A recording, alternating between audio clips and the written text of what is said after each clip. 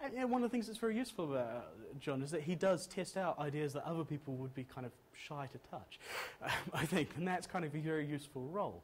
There's a worry about doing it in the public sphere, though, is that you kind of get taken seriously. And there's a really nice, I'm not suggesting he doesn't want to be taken seriously, but still, there's a really nice kind of situation where this happened. Are people familiar with Harris's papers on,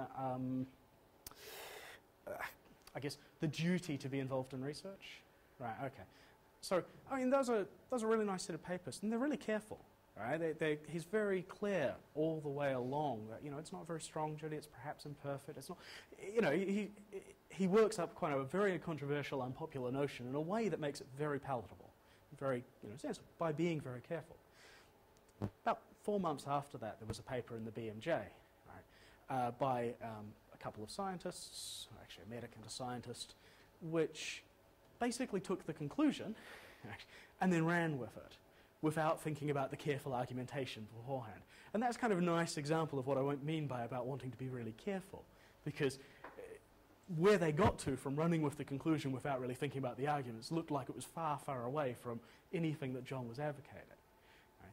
So in some ways, I kind of want to, it's a bit bizarre, but I kind of want to almost suggest that we need a more secretive bioethics.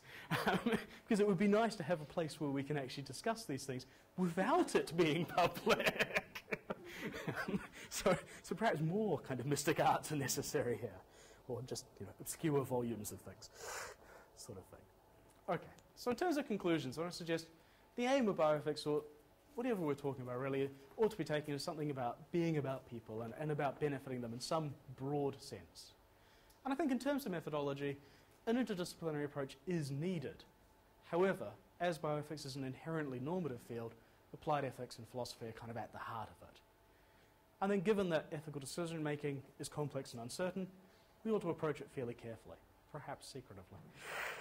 Thanks.